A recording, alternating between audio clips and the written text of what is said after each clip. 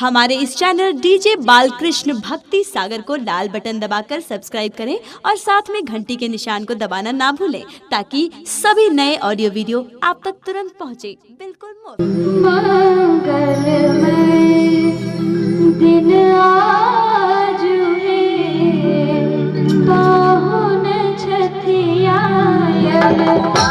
मंगलमय दिन आज है, पाहुन छठियायल। मंगलमय दिन आज है, पाहुन छठियायल।